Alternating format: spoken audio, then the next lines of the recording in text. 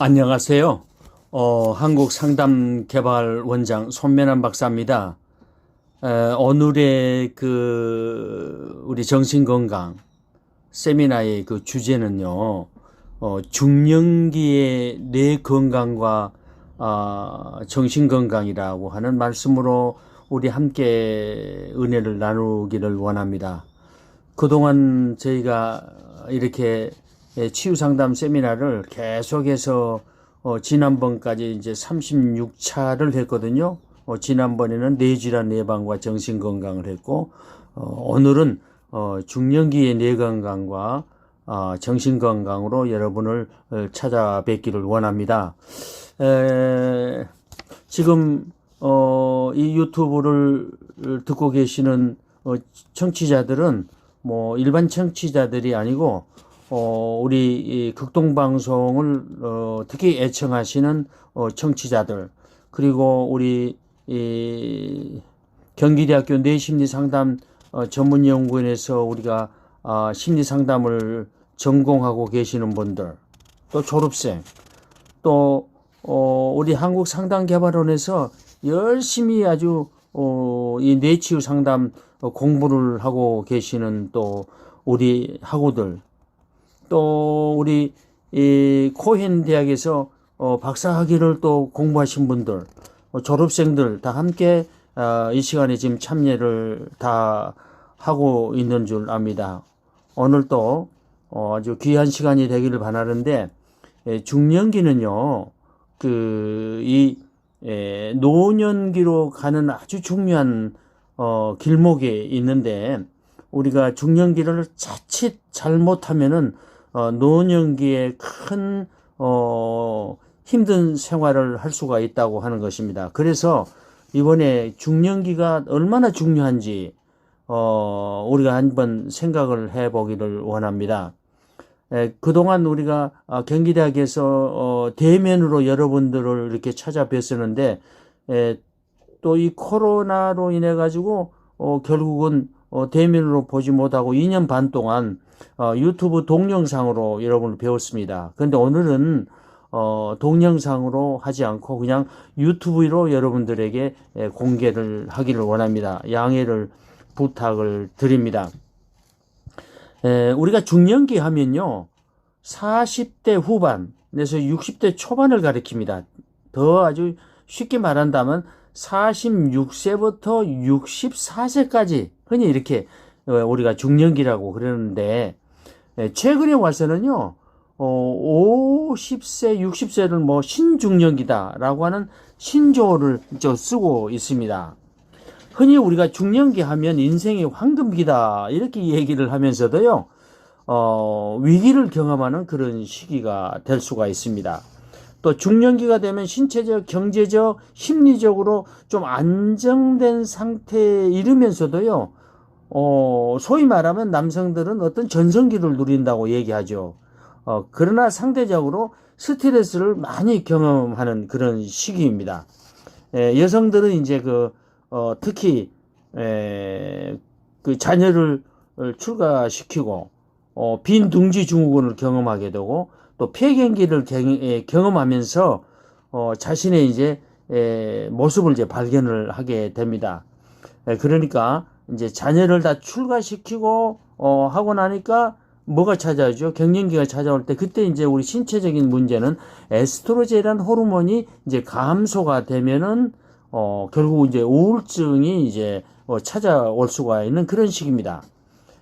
중년기만큼은 뇌 건강에 중요한 시기가 없다고 하는 겁니다. 그래서 중년기 때 우리가 뇌 건강이나 몸의 건강을 잘 다루지 않으면 노년기에는 이 퇴행성 뇌질환, 신경성 뇌질환이 딱 기다리고 있다는 사실입니다.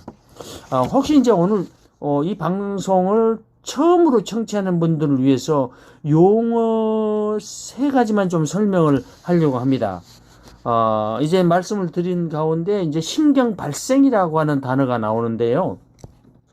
신경 발생이라고 하는 말은 뇌 세포가 새로 생성이 된다고 하는 그런 말이고요.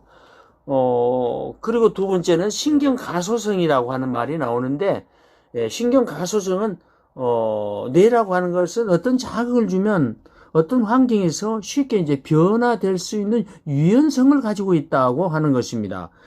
그러니까 신경 가소성의 원리가 없었다면은 우리가 이 사실을 발견하지 못했다면 오늘 우리가 상담의 뇌치유 상담이란 말 자체도 존재하지 않았습니다. 오늘 우리가 이렇게 상담을 열심히 가르치고 또 상담을 하고 교육을 할 필요가 없는 거예요. 뇌의 변화가 없다면요. 그런데 신경 가소성의 발견으로 인해서 우리는 이게 뇌치유 상담을 열심히 우리가 전파할 수 있게 된 것입니다.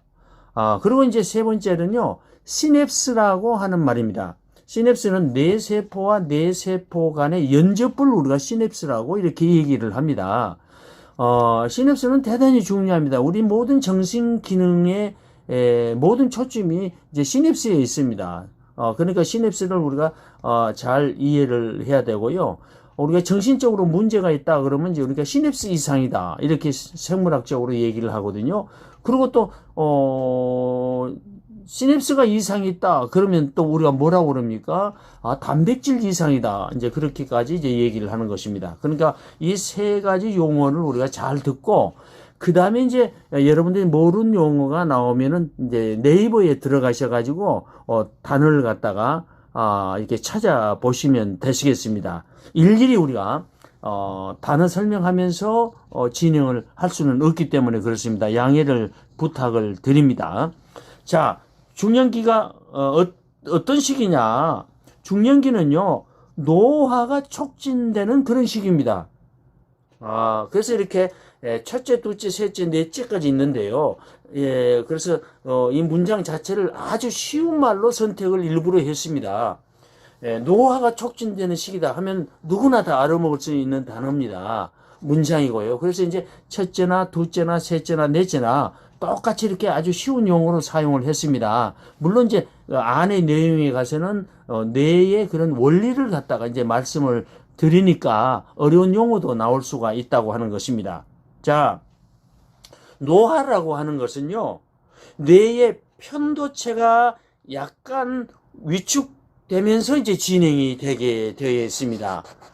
연구에 의하면요, 편도체가 2%에서 20%가량 위축이 되면요, 노화에 영향을 받는다고 이제 그럽니다. 그런데 우리가 나이 든 성인들은 젊은이들에 비해서요, 편도체의 크기가 평균 한 7% 정도는 줄어들었다고 하는 거예요. 그러면 벌써 성인 때 노화가 지금 진행이 됐다. 그런 얘기를 하거든요. 또 이제 60세가 되면요, 아주 편도체가 이 위축이 아주 최고치에 이른다고 이렇게 얘기를 하고 있습니다. 그래서 나이가 들면 조금 느긋해지는 거예요. 그런데 반면에 우리가 편도체가 이제 위축이 된다든가 줄어든다든가 할 때는요, 어떤 위기 상황이 왔을 때 대처하는 능력이 약합니다. 다시 말하면요, 우리가 이제 길을 건널 때 뭐 차가 막 빵 하고 이제 우리가 누르잖아요.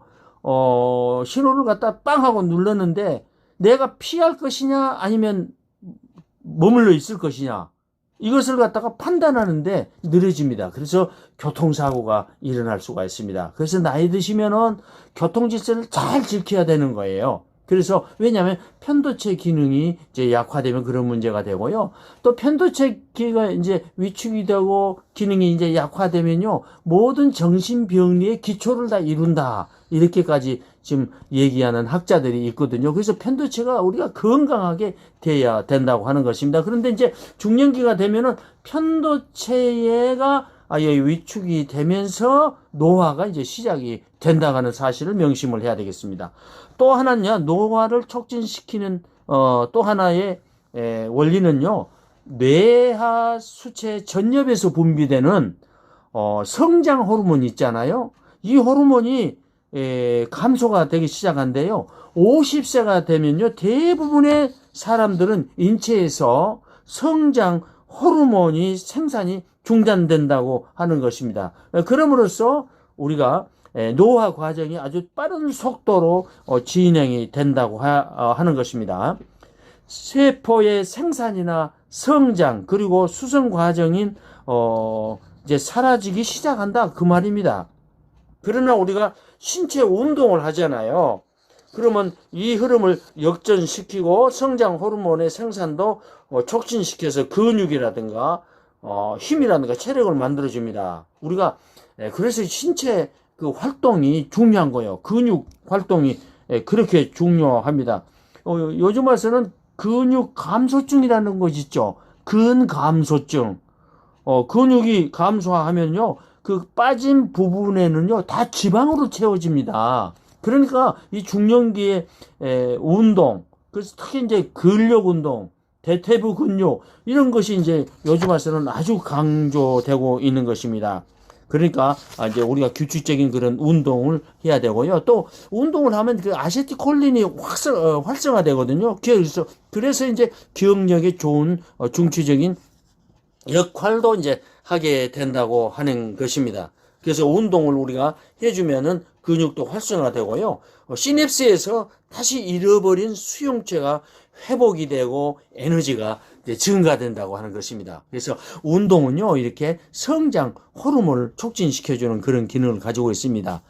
또 하나 우리가 노화가 또 왜 일어나느냐, 노화가 면역 체계가 이제 약화되기 시작합니다. 그러니까 우리가 지금 건강하게 우리가 살 수 있었던 것은요, 전부 다 면역 체계예요. 요즘 코로나 바이러스 때문에 여러분들 고생이 많은데 면역력이 없으면 걸리게 돼 있는 거예요.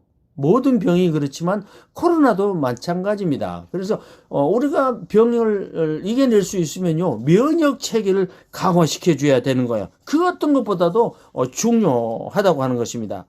그래서 우리가 건강을 유지하는 아주 바람직한 것은 우리 몸의 면역 체계가 그 기능을 감당하고 있다고 하는 것입니다. 그런데 이제 우리가 중년기가 되면요, 특히 이제 면역 체계를 이루는 삼총사가 있습니다. 쉽게 그 얘기하면서 그 삼총사가 있는데 그 삼총사가 노화가 됩니다. 노화가 되면서 우리 몸의 노화가 더불어서 이제 각종 질병에 우리가 걸리게 된다고 하는 것입니다. 세포의 면역 체계를 구성하는 백열교 기능은 다양합니다. 이제 우리가 세포의 치유의 기능은 백열구가 그 담당을 하고 있거든요. 특히 그런데 여기서 이제 백열구 얘기를 다 할 수가 없습니다. 그러니까 중요한 면역 체계의 삼총사만 제가 얘기를 하려고 그럽니다. 특히 림프구인 면역 체계의 삼총사가 있는데 그것이 이제 B세포, T세포, 그리고 미세교세포의 세 가지가 있습니다. 그런데 이 세 가지가요, 다 이게 기능이 노화가 된다고 하는 것입니다. B세포라고 하는 말은 어디서 나온 말인 거니요? 우리가 골수, 뼈, 본이라고 그러죠. 영어로 이제 본, B-O-N-E, 본에서 나와서 이제 B자를 따서 이제 B세포라고 그러는데, 쉽게 말해서 이제 침입 대상이 몸에 들어오면 항체를 분비해 가지고 중화시킴으로써 이제 그 작용을 하는데요.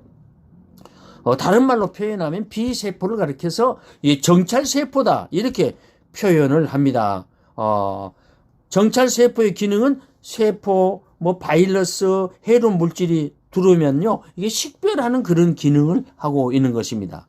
그 다음에 이제 T세포가 있는데, 이 T세포는요, 흉선에서 유래됩니다. 티머스 글랜드라고 하죠. 티머스 글랜드. 그래서 이제 흉선 T자를 갖다가 따서 이제 우리가 T세포라고 그렇게 얘기하는데, 이게 이제 백혈구죠. 다 면역사령관입니다. 이게 아주 제일 중요합니다. 면역사령관 T세포.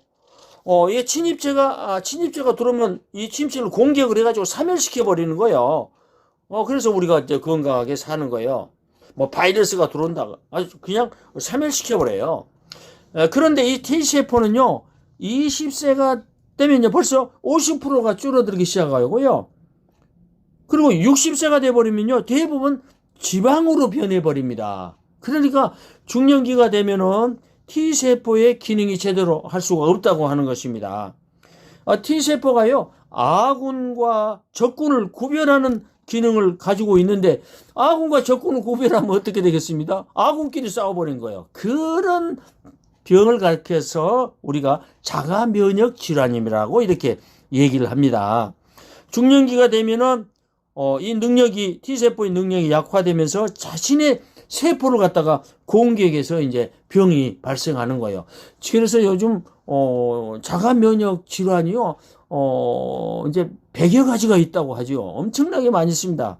이때 발생되는 질병을 우리가 흔히 얘기할 때 루마티스 관절염. 그러니까 이제 중년기부터 이제 루마티스 관절염이 오는 거예요. 이거는 지금 T세포가 기능을 못하기 때문에 그런 것입니다. 또 다발성 경화증, 제1당뇨병, 유아당뇨 있잖아요. 이런 유아당뇨. 그것을 이제 제1형 당뇨병이랍니다. 당뇨병. 우리가 제2당뇨병을 우리가 흔히 말하는 당뇨병이라고 하고요. 치장에서 이제 인슐린이 공급이 잘 안 되죠. 마른 버짐, 피부 경화증, 뭐 한 100여 종류가 있다고 합니다. T세포는요, 세포막에 있는 무수한 당사슬, 이 촉수에 의해서 침입자의 정체를 끝까지 이렇게 지켜주는 아주 중요한 기능을 하고 있습니다. 자, 중년기가 되면 이 T세포가 우리가 이제 줄어들어 버린 거예요. T세포가 뭐라고 했어요? 다 지방으로 60세가 되면 변해버리니까 대부분 다 그렇습니다. 그러니까 이제 질병에 노출된다고 하는 것입니다. 그리고 이제 미세 교세포가 있는데 이것은 가장 작은 세포입니다. 이 세포는 이곳저곳 떠돌아다니면서요, 세포를 이제 발견하잖아요. 그러면은, 그냥 꿇고 삼켜버리는 그런 기능을 하고 있습니다. 자, 이처럼요, 중년기에 이르면요, 이제 노화가 진행이 되는데, 제가 뭐라고 그랬어요? 첫 번째, 변형계가 아니라 편도체가 위축이 되기 시작하고, 또, 성장 호르몬이 또 이렇게 정지가 되기 시작하고 또 뭐라 하겠습니까? 우리의 면역 세포가 이제 약화되기 시작하는 그런 시기다. 특히 T세포를 분비하는요 흉선이 있잖아요. 이 흉선의 기능이 또 저하돼요. 중년기가 되면은 그러니까 나이가 들어감에 따라서 T세포가 부족하게 되고 더불어 면역 체계가 무너져 노화로 이루어지게 된다고 하는 것입니다.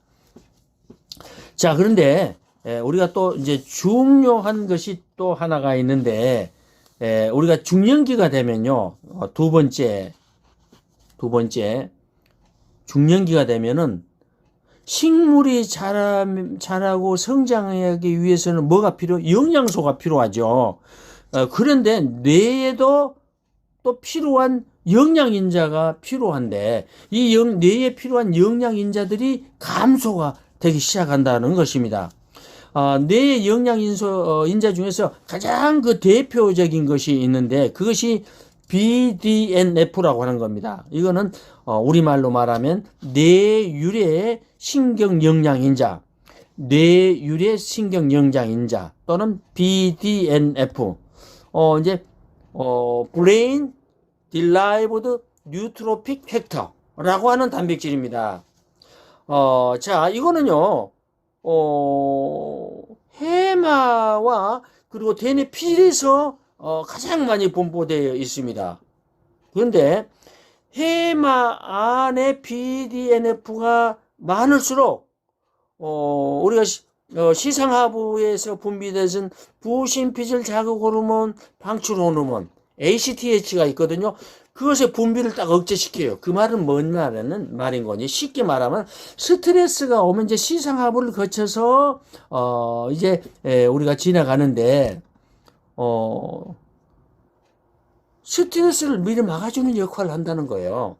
그러니까 BDNF가 해마에서 딱 분비가 돼가지고 스트레스가 오면은 이렇게 스트레스를 다 막아주는 이런 역할을 하기 때문에 대단히 중요합니다. 그런데 이제 중년기가 닿고 들어가면 나이가 먹어 들어가면 해마가 또 약화가 되죠. 해마가 기억을 담당하는 거거든요. 해마가 이제 위축되기 시작하니까 이제 문제를 일으킵니다. 그래서 나이가 들어감에 따라서 BDNF를 분비하는 해마가 축소가 시작되면서 기억력 장애가 발생하게 되는데 이제 이것이 앞으로 이제 노년기 가면 알츠하이머 병으로 우리가 간다고 하는 것입니다. 자, BDF는 어떤 것이 또 중요하냐? 제일 중요한 것은요, 신경세포를 성장시키고 또 시냅스를 만들어주는데 아주 중요한 기능입니다. 그래서 이제 뇌 영양 인자, 뇌 유래 신경 영양자가 인자가 중요한 거요. 그 다음에 이제 우리가 뇌에는 또 이제 성장 인자가 있습니다. 글로스 팩터가 있어요. 이게 세 가지가 있어요. 글로스 팩터가 세 가지가 있습니다. 중년기가 됐는데 성장 인자가 세 가지가 있는데 섬유아 세포 성장 인자, 인슐린 유사 성장 인자, 혈관 내피 세포 성장 인자, 이 세 가지가 있어요. 그런데 이를 생산하는 곳이 이제 성산세포에서 교세포거든요. 여기서 성산세포에서 이것들이 성장인자가 분비가 되는데 이 성산세포가 중년기가 되면 이제 감소가 되게 되니까 결국에 가서는 성장세포들이 다 감소하게 된다고 하는 것입니다. 이 성장인자들은요, 스트레스 호르몬 코티솔의 수치를 항상 점검하고 뇌가 손상되지 않도록 항상 보호해주는 그런 중요한 역할을 하고 있습니다. 그러면은 인슐린 유사 성장인자가 뭔지, 우리가 인슐린 성장인자가 우리가 영어로 말하면 IGF라고 그럽니다. IGF, 인슐린 그로스 팩터라고 하는데, 이거는 간과 뇌하 수치에서 분비됩니다. 그 나이가 들면서 이게 감소가 돼요. 제가 인슐린은 췌장에서 분비가 되죠. 그런데 인슐린 유사 성장 인자는 간과 뇌하 수치에서 분비가 되는데 나이가 들면서 감소를 합니다. 그러니까 우리는 뇌하 수치 간과 뇌하 수치에서 이게 이제 분비가 된다고 하는 것이죠. 자, 우리는 인간은 신경세포예요. 포도당이 없으면 우리가 죽게 됩니다. 산소하고 포도당이 제일 중요하죠. 그런데 신경세포에 포도당을 공급해서 세포의 발달과 신경 발생, 아까 새로운 신경세포가 만들어진 것이 신경 발생이라고 그랬죠. 신경 가수성, 뇌세포의 뇌의 그 유연성을 얘기했죠. 신경 가수성, 또 수초 형성. 수초라는 것은 이제 우리가 전선줄로 말하면 피막이나 다름없습니다. 피막.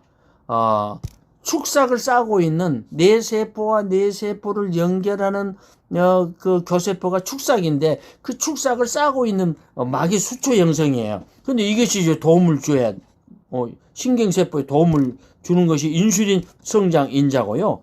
또 BDNF를 도와줘 가지고 시냅스를 강화시켜 주고 또 여러분 세로토닌 있잖아요. 생성을 갖다가 도움을 준다고 하는 거니까 인슐린 유사 성장 인자가 대단히 중요한 거죠. 그 다음에 이제 혈관 내피세포 성장 인자입니다.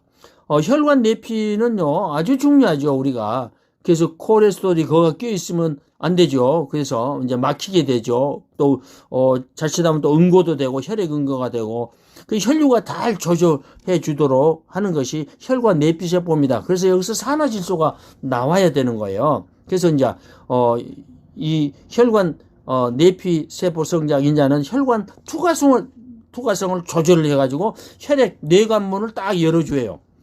그래서 혈액을 갖다가 응고를 방지하는 그런 기능을 하고 있고요. 인슐린 성장 인자가 출입하도록 이렇게 도와주는 역할을 합니다. 이제 나중에 우리가 이제 중년기 들어가서 우리가 심장병 걸리면 대체적으로 혈관에 이제 다 문제가 있다고 하는 거죠. 그래서 혈관 건강에 가장 중요한 역할을 하고 있습니다. 그 다음에 이제 세 번째는요, 섬유화 세포 성장 인자. 이것은 FGF라고 그러죠. 피브리오 블라스틱 글로스 팩터라고 하는데, 섬유화 세포 성장 인자는요, 시냅스를 갖다가 강화시켜 주는 거야. 그리고 또 학습 능력도 도와주고 집중력을 강화시켜 줍니다. 제가 이제 방송을 칼럼을 진행을 하면서 아침 식사를 꼭 하세요라고 이렇게 얘기를 한 적이 있습니다. 아침 식사와 정신 건강.